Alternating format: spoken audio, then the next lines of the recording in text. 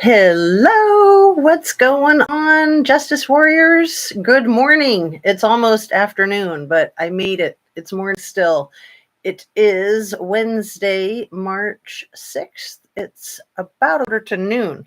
So I have been trying to get on live all morning, doing a lot of research on the Rust case because you know that the trial is probably going to wrap up today. Closing arguments are going to be today. This is pretty typical.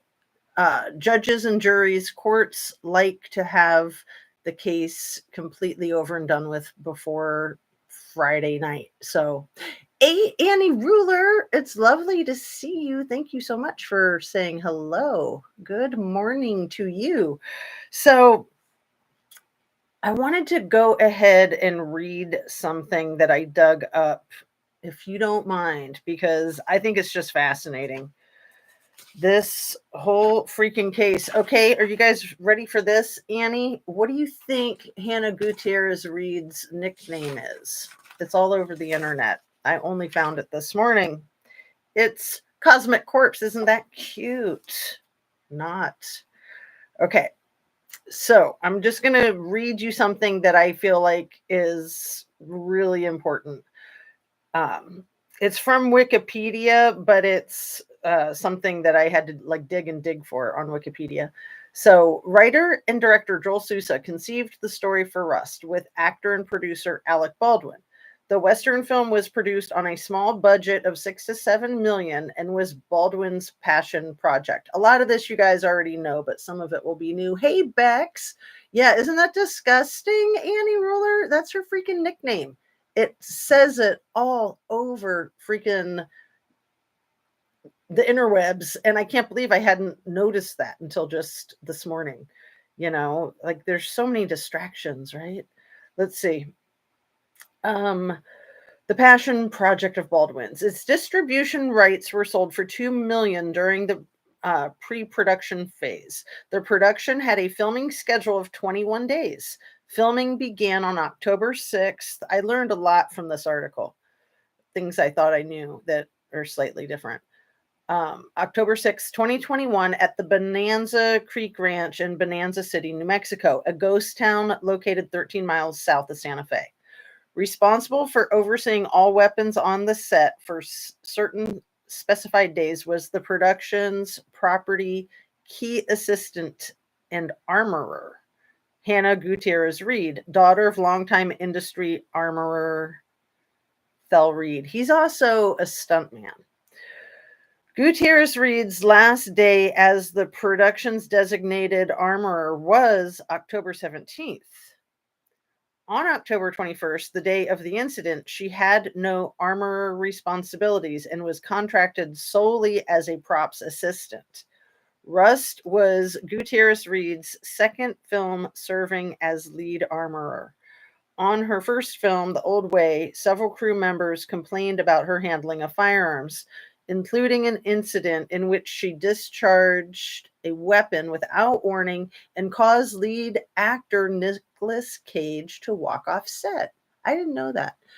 Annie Ruler says Hannah looks least likely to have slipped the loaded bullet into the chamber that was going to be used if shot by accident. Alec initially said he never pulled the trigger.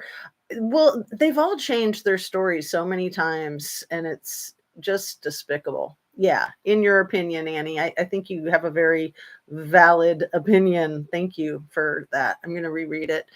Hannah looks least likely to have slipped the loaded bullet into the chamber that was going to be used if shot by accident? Question mark. Alec initially said he never pulled the trigger, in my opinion. Hey, CB, what's up? Thanks for coming in, you guys. Lovely to see everybody.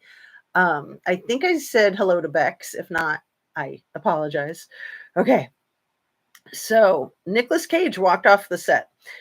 David Halls was the assistant director. In the aftermath of the incident, former colleagues reported that Halls faced complaints in 2019, so 2 years prior, about his behavior on 2 episodes of Into the Dark, in which he disregarded safety protocols by ignoring blocked exit exits in a fire lane.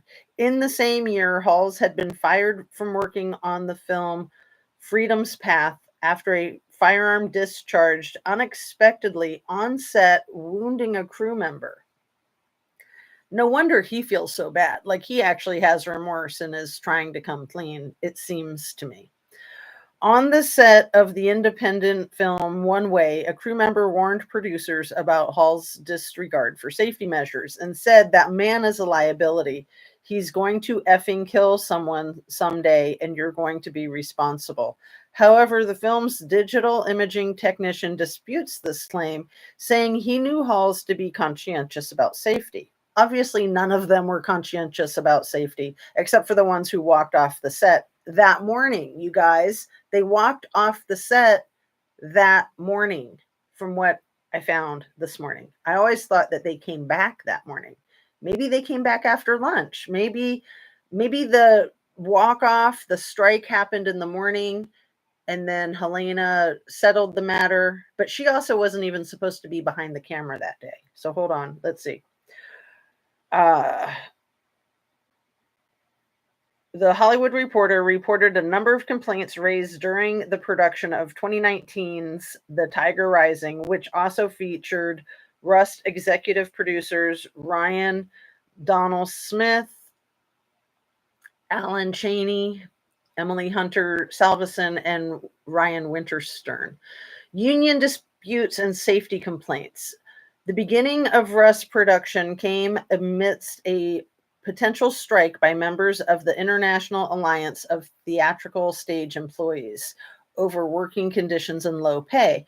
On October 4th, it was announced that the members voted almost 99% in favor of authorizing a strike, with a voter turnout of about 90% of eligible voters. Cinematographer Helena Hutchins supported it.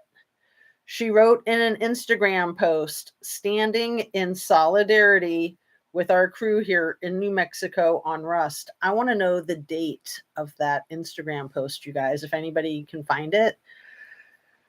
Standing in hashtag IA solidarity with our at IATSE crew here in New Mexico on Rust. So that is the International Alliance of Theatrical Stage Employees, the IATSE. Some crew members claim firearm safety protocols were not distributed with the call sheets and were not strictly followed on set. Whoa, I hadn't heard that one. They claim a medic was absent, let's see, during the construction of the film's sets. That's bad. Crew members grew upset with what they claimed was a lack of adequate hotel rooms. Crew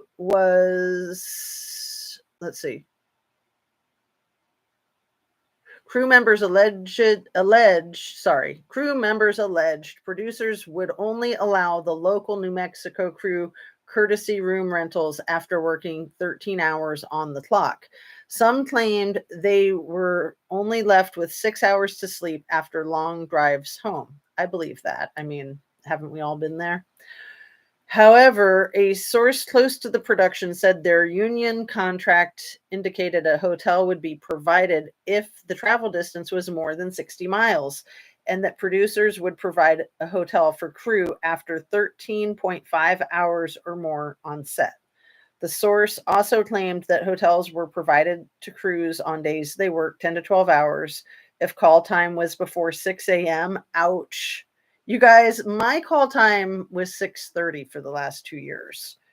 So I can really empathize.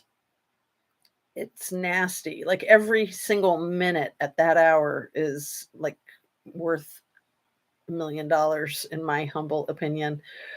Let's see. And production wrapped after 7 p.m.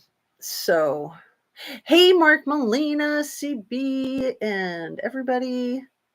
Miss W, good morning. Nice to see everybody. Thanks for the rainbow and all the yellow hearts. Yeah, the weather's warming up, isn't it? Okay, where was I? Okay, after 7 p.m. It has been reported that some crew members believe they were mocked. You guys, I didn't see this. I didn't know this until this morning. They were mocked for wanting to avoid a 1 hour drive from Albuquerque. Several crew members also cited that they were not being paid on time. A crew member added, "We cited everything from lack of payment for 3 weeks, taking our hotels." Oh, give me a break. What's going on? It says battery saver is on. I'm plugged in. Hold on. Yeah, I'm plugged in. Why is it telling me that? Okay. Consider plugging in your device. Oh, stop. I'm going to have to plug it in somewhere else because, oh, I see. It's just falling out of the stupid extension cord. Okay. Sorry about that. Glad I caught that before we all blacked out, huh? Okay. Where was I? I'm almost done with this article, but isn't this a really informative article? We cited everything from the lack of payment for 3 weeks, taking our hotels away despite asking for them in our deals, lack of COVID safety, and on top of that, poor gun safety, poor on-set safety, period. Before the incident occurred, 2 prop guns had previously fired a total of 3 times unintentionally. So that's funny. Like that. Why even bother mentioning that it was 2 guns? It's like they're trying to confuse the 2 and the 3. So 2 prop guns, but 3 total negligent discharges. So, you throw too many numbers in there and it just muddies the water. So I think that's insane. Like, it doesn't matter. You could say that, you could reword it. So you could say a total of 3 times negligent discharge coming from 2 separate weapons. Baldwin's stunt double had accidentally fired 2 blanks when he was told a prop gun was cold. So, are they counting that as 1 time or 2 times? Because I would actually count that as 2 discharges, but 1 incident. So interesting. Again, it's clear as mud, right? Um, the film's prop master shot herself in the foot with a blank round. Oh man, Sarah, uh, her last name starts with a Z. You guys know who I'm talking about. I didn't realize she shot herself in the foot. I knew that she had a negligent discharge with a blank round, but I didn't know it connected with anybody, her or anyone. That's huge. That's absolutely huge. Let's see, where's we at? Consider plugging in your device. Sounds just like me. It was plugged in, it was just loose, like the stupid prong thing. It does that a lot. I'm jealous you're wearing a tank top, Jazz. It's really warm here. Like, I'm sweating. So I apologize for, showing too much skin, but that's just what happens sometimes, right? Too much, not enough. Get the Goldilocks. 3 layers on and a fire going here. Oh, you're in Tahoe. Oh no. Oh no, Tahoe area. Yeah. Yeah, it's been crazy warm the last few days. It's been like spring. I love it. Oh, you look great, Jackie Bushable. You're so nice. Thank you for saying that. I appreciate it. You know, it's hard to show your arms on the YouTube, but heck, I'm doing it. I'm doing all those downward dogs and planks, and I can see the difference in my biceps for sure. Anyway, where were we at? Where are we at? I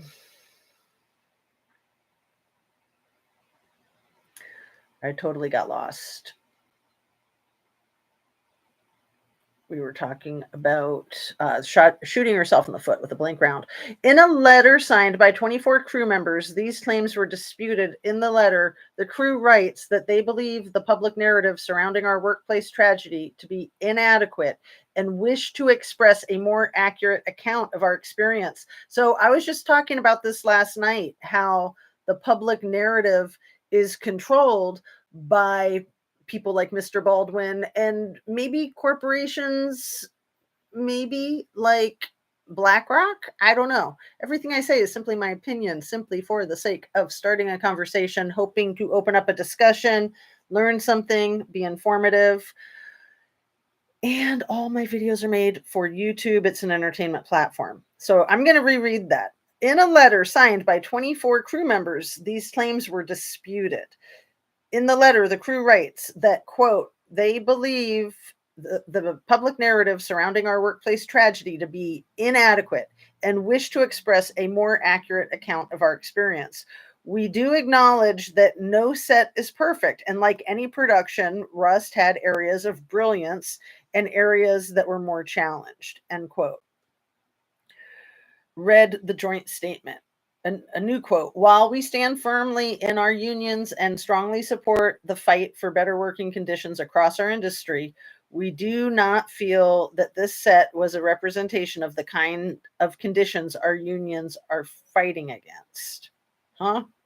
This open letter claims that the shoot was not a chaotic, dangerous, and exploitative workplace. Wait, I'm confused. It's like talking out of both sides of its mouth. Okay, let it go. End quote. They go on to write that unfortunately in the film industry, it is common to work on unprofessional or hectic productions to gain experience and credits. Many of us have worked on those types of productions. Rust was not one of them. Rust was professional. Who paid them to sign that? So by not signing your name to that letter, you're going to be blacklisting yourself with people like Baldwin's production team. So signed by 24 crew members. And there was, I want to say, a couple hundred crew members altogether. I saw the number somewhere recently, if anybody knows. So only 24 that were willing to say that it wasn't quite as bad as it sounded. Whereas I'm thinking it was probably a lot worse than it sounded. The bullying, again, I want to point out that the bullying isn't specific to the Rust set, that's just something that happens in any workplace, but especially on sets and in Hollywood when you're dealing with rich, famous egomaniacs. Let's see. I will be here listening. You show the guns. Looking good, Jazz. Uncle Toolhouse. Am I saying that right? It's been forever and a day. Nice to see you. You're back. Maybe you've been lurking. Mark Molina says, facts. Is carrying out tasks such as eliminating a problem person is a step up the hierarchy? It is a question. Tinfoil question. I like that. I got to reread it. Hold on. Is carrying out tasks such as eliminating a problem person is a set up in the hierarchy? It is a question, tinfoil question. Hey, Mom First Always. The Screen Actors Guild, SAG, wages is never get paid below your last wage. So taking risk for a raise or put on scene for reasons. Court finally back in session. Thank you, CB. Yeah, I was trying desperately to get on live and be done with my live before court's in session. So thank you for telling me that. So it's 12:05 here.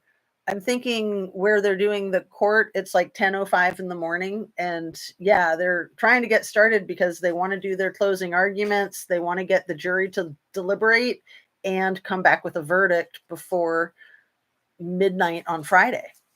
I mean, sometimes they stay after midnight on Friday to get it done. We should watch it together. Well, that would be great if only I had the technology. I mean, I could have it on my phone here. I'm that technologically savvy to have a phone and a laptop. Why do frats commit for life? Commit to have a handshake?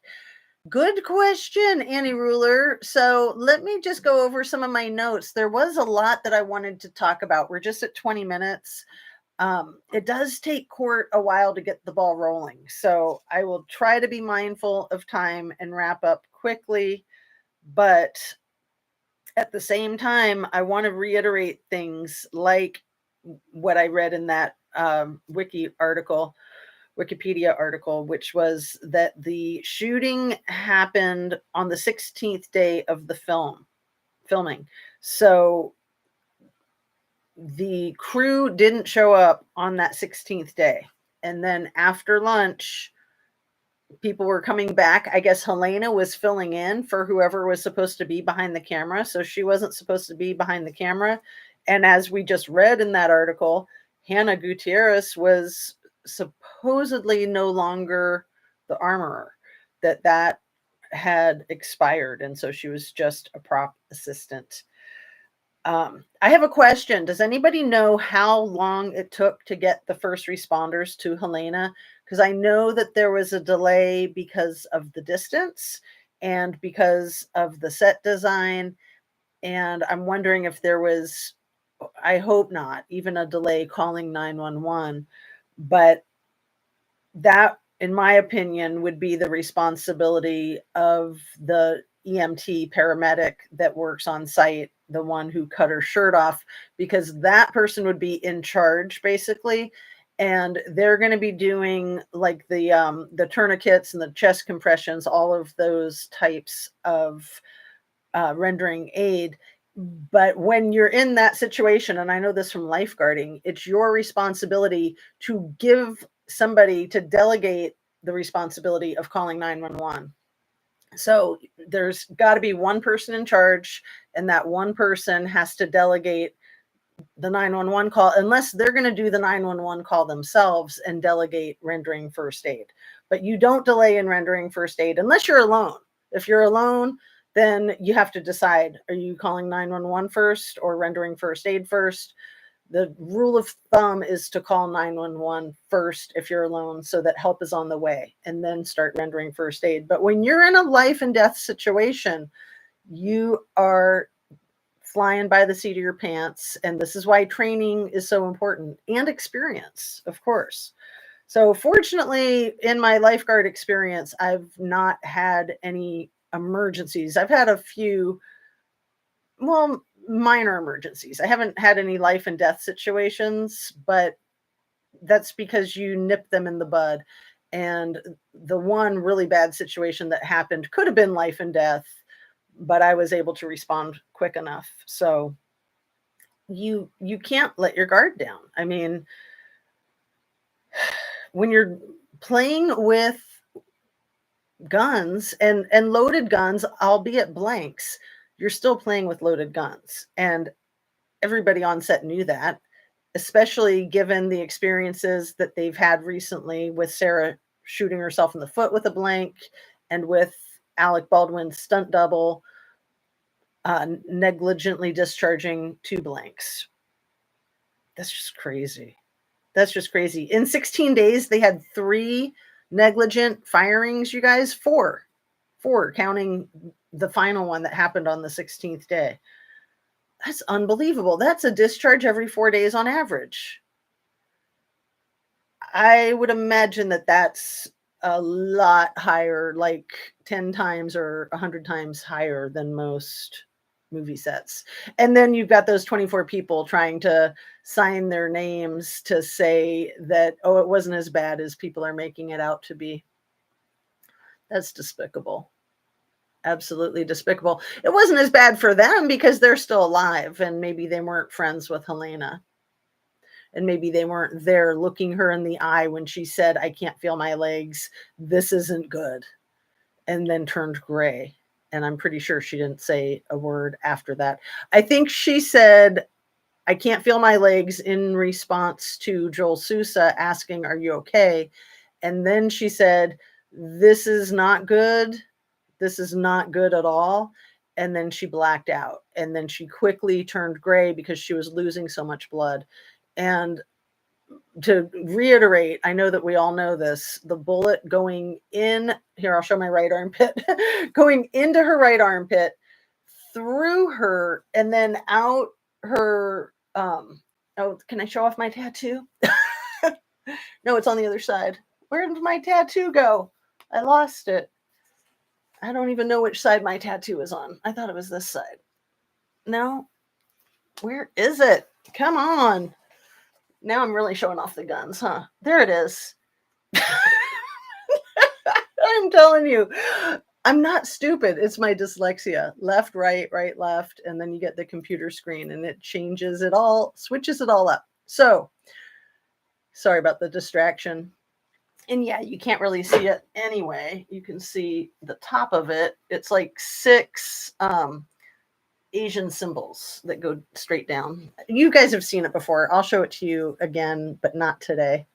Not this time. Not this time. Okay. Scammy. Where was I? The bullet through her diagonal and in that right armpit and out the left shoulder. So it tore her up, you guys. And then that bullet went directly into Joel Sousa and stayed in him.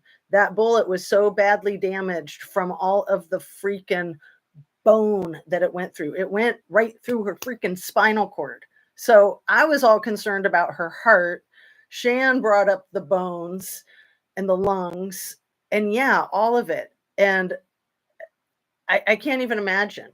And then the sheriff, just like with the with the case, was it the Madeline Soto case that they put the picture on social media? I think it was. We were just talking about that yesterday.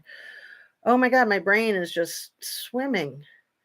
The video of Helena, the body cam video of her getting rescued by the very first responders, was released to the public last year, you guys. Her husband had to fight to get that taken out of the public file. That's freaking crazy. That is absolutely insane. Let me see what you guys are saying.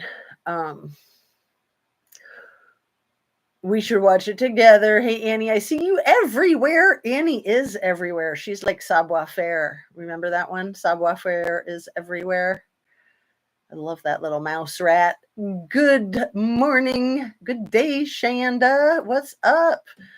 And Sandra, good to see you guys. So how long did it take for the first responders to get to Helena? Because she was torn up, literally. She was losing blood rapidly. I don't know that there was any potential of saving her life, but you want to know that everything possible was done, right? I mean, if it took the first responders 20 minutes to get there, which is what it sounds like to me, but I haven't like seen a number, but there was a delay because of the distance, because of blah, blah, blah, whatever. That's just freaking crazy to have a shoot, to have a set with guns, with ammo, even if it's not supposed to be live ammo, to have that kind of dangerous production in a remote place that nobody can get to for half an hour in the event of an emergency, when you've already had 3 discharges in 2 weeks, basically. Whoa. Like, that's just freaking stupid. I'm just horrified. So I wanted to clarify about Hannah Gutierrez Reed, the Cosmic Corpse. Anyone who's late, that's her freaking nickname. It's all over the interweb, and I did not know that until this morning. The Cosmic Corpse. Is that creepy AF? So she was born in 1997. So that would make her 26 now. So she was maybe 24 when this happened. And I just wanted to clarify because there's been a lot of misinformation with her age. And I had misinformation. I thought she was like 22 or 23 at the time of the shooting. She could have been 23, but she was probably 24. So some of the movies that her father worked on and why he's such a legend and why she was given this job on a silver platter with inadequate training and inadequate everything.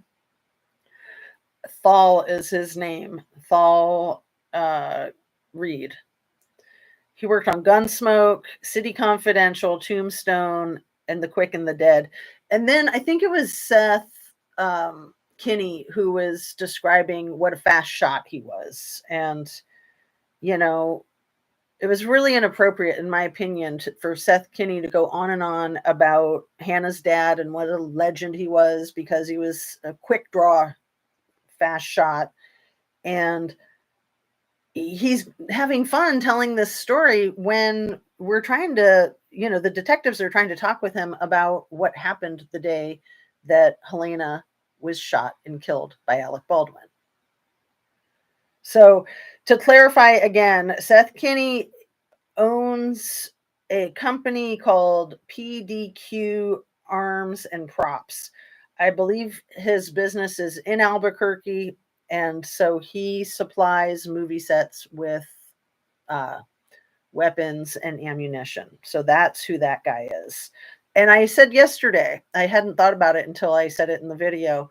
He reminds me of SF Investigates. He's not quite as sleazy. He doesn't come off as sleazy as SF Investigates, but he's smarmy. He's definitely smarmy. And he said, this is a quote of his that I came across this morning on May 1st, May Day 2022. So 7 months after the incident, he said, she thinks she's going to get away with this to law enforcement, talking about Hannah Gutierrez Reed. When, again, he's putting it on her like she's the one who's going to get away with it or not get away with it, when really he could be implicated just as easily as her. Absolutely. If he was supplying the ammunition and the firearms, I know he was supplying the 30 firearms. I'm pretty sure he was supplying the ammunition too. But I'm not 100% clear on that. But it is becoming abundantly clear that Hannah was one of the people that was out there practice shooting, target practice, off hours. I've found a lot of information about that in the last 24 hours or since my video last night. So let's see. Hello, Sandra. I already said hi, but I'm saying hi again because you said hello to me and then you said hello to everybody else. Makes me feel so special. You guys are the bomb. Thank you so much for joining me on this live. And yeah, we'll try to wrap it up so that we can all hop over to watch court. Oh my God, I commented on that drip drop video this AM. He has SF vibes. Oh, the drip drop video from yesterday. I linked that in my description of the video that I dropped last night. Yeah, he totally has SF vibes. And Ranch Boss thought the same thing. Oh, this AM Drip Drop came out with another one today. I got to check that out. And yeah, I don't even think I've caught the last Brush Junkie, so I got to get on that too. But I have watched some of the Madeline Soto case, which, I didn't want to learn anything about it. It is so freaking despicable. But I've watched some. And what I wanted to share with you guys about what I've seen is that her mom Jenny, I think is her name. She reminds me an awful lot of Scammy in the things that she says and the way that she says them. Her cadence, her word choices, her championing for her daughter's safety. You know, why did Scammy take that role as if she was family of Kylie? That should have been her mother out there championing for Kylie Rodney. So I thought that Jen Soto and Scammy were like carbon copies of each other. You guys check it out. Check out her interviews from before the arrest. She sounds so much like Scammy. It's disgusting. In my notes here, I said that Maddie's mom, Jen, sounds exactly like Scammy. And was complimented by the perpetrator. So yeah, the douchebag ex-boyfriend, the perp that hurt her daughter, was propping her up and just saying what a great mom she was and how she was doing everything right. Oh, like giving you access to her? Right. Right. And the people that were behind Maddie Soto's demise, just like Scammy, put the public and law enforcement on a wild freaking goose chase, and they better get charged for every penny that those searches cost. You know who else did that, in my humble opinion, is Barry Morphew. And yeah, a lot of times, like Sherry Papini, these people have to pay the fees of all the rescue and search efforts that they bullshitted to make happen. They were searching his office. Oh, Seth Kinney's office? Nice, Bex. Thank you for sharing that. Wow.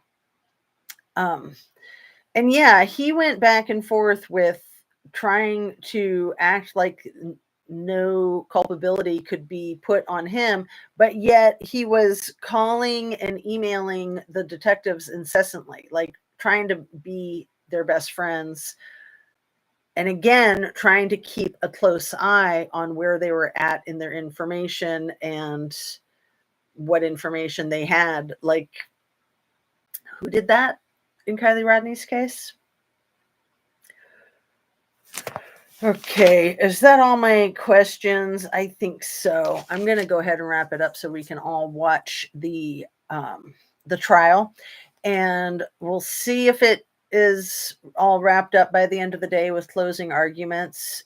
Alec Baldwin's trial, I think, is slated to start at the end of the first week of July. And so this trial for Hannah Gutierrez Reed was slated to wrap up today. So they're on schedule, and we'll see if the jury gets all their closing arguments and gets a verdict in. Probably not today, but probably tomorrow. Makes me think of Gabby Case with the laundries, how they should pay. Hey, Dawn. Oh, yeah. And I wanted to remind you guys that when I worked for the King County Superior Court, I worked in the family court. I was a supervisor of court-appointed special advocates. And I had to sue the court. I had to sue King County and King County Superior Court for all their crazy, bogus BS. And what was so eye-opening to me in that experience, that was in 1999, and that spanned for over 4 years. It didn't wrap up until 2004, maybe 2003. But what I learned more than anything, what really blew my mind and what was really challenging for me to swallow and comprehend, was how broken our system is. Because I literally trusted the system. I trusted the courts. I trusted law enforcement. I trusted all of it. And it was very traumatizing to see that trust was misplaced. Very traumatizing to see that. I would say that that was the most traumatizing part of the whole thing. And there was a lot of crazy things that I saw going on in family court. And these were cases with very vulnerable children that were being represented by essentially free guardian ad litems. That's the court appointed special advocates that I was supervising. And the crap going on behind the scenes in that courthouse was despicable. So despicable that I tried to resolve it on every lower level that I could. I did not want to be litigious, and I had to go through every firewall that you have to go through when you're trying to sue a government entity, because you can't just go slap a government entity with a lawsuit. You have to go through the EEOC. The EEOC only accepts, I think, roughly 10% of the cases that are presented to them. So 90% of the cases are going to get the door slammed in their faces, and that's the end of the road for those that don't get their cases accepted by the Equal Employment Coalition Organization. Wait, no, EEOC, Equal Employment Opportunities Coalition. That's what EEOC is. So it's primarily designed to protect the government entities, is what I discovered, where it's made to look like its invention was to protect people of minorities. So there's a lot of that. There's a lot of double speak, double think, and the EEOC, in my opinion, is one of them. So I'm going to go ahead and wrap up, you guys. I did my thumb. I didn't do my sign, though, did I? Make sure you're still subscribed. Snare. Turn on your notification bell to ring. Thank you so much for joining me, and I will see you very soon. Probably not this evening, but hopefully tomorrow before noon. So yeah, Dawn, I appreciate that comment, the Gabby Petito case. And that's why I keep my Gabby Petito pumpkin handy in her honor, because she got hosed too. And the that ranger, that National Parks Ranger, Melissa Hall, her body cam still hasn't been released. I wonder if, I'm pretty sure Paula Plunder was trying to get a hold of that. I wonder if Drip Drop has tried to get a hold of that. I don't know that he's ever covered Gabby Petito's case, but I've requested it more than once and been denied, and was sent this hat. No, my son picked this hat up in Washington, D.C. No, I got a letter from the federal authorities, and I have it somewhere laying around, but I presented it in a video for you guys like a year ago. And I just thought it was so odd that they wrote me a letter, the FBI, about the case, and they said that it was still an active case. So, you know, that was well after it appeared to not be an active case. So we will see if and when that body cam is released from Melissa Hall, the park ranger, the only female officer that was out there at the Delicate Arches entrance when Gabby and Brian were pulled over for the domestic violence and the erratic driving. And I'm just so curious what that conversation was like, woman to woman. I'm so curious, and I hope that someday it is released. I bet they have it for the court. I bet her parents have it. They better have access to it, the lawyers. Anyway, thank you, Mom First, and everybody else here. Sending you light, sending you love. Have a fabulous day. I hope that you can relax and be productive and stay hydrated. Get your exercise, eat your protein, fruits and veggies, especially the veggies. And I was going to show you guys my cool necklace because it's the first time I've worn it. I didn't make it, but it is pretty cool, isn't it? It's like little metal rods on fabric cord. I love it. What earrings do I have? I kind of remade these, but I didn't really make them. I just kind of took them apart and redid them. Anyway, enough about my jewelry. So I am going to do a giveaway tomorrow with another tapestry, and then I'm going to start doing some more jewelry giveaways. So maybe tomorrow with the next tapestry, I was thinking the way I would do it is the first person in chat that says, I want the tapestry.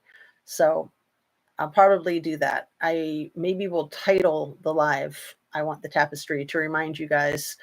I haven't done it like that in the past, but I kind of did it like that yesterday, just with Michael McAllister and Mark being the first two people to come into the live. So I just gifted them the things that I was giving away. And that was a fun way to do it. So we'll see how it works. SF Vibes, the chatty guy. So Seth Kinney, the tall, mature gentleman that owns the prop company in Albuquerque, the guy who is kind of like the father figure. And I had said it last night, but I'll reiterate that he was not out on the set at all until the accident happened on the 21st. And then he went out there. So he had a lot of involvement because his company was the one supplying the weapons. And it sounded like he knew Sarah, the one that starts with a Z, that he knew her very well and was almost like protective of her. So I get the feeling that Hannah is, that some people are protective of Hannah, and those people are probably the people that are close with her father and maybe Baldwin himself, because if she looks bad, it reflects directly on the production team, in my opinion. So, but when he went out there, did you see Seth and his pocket move? Drip posted a short of it.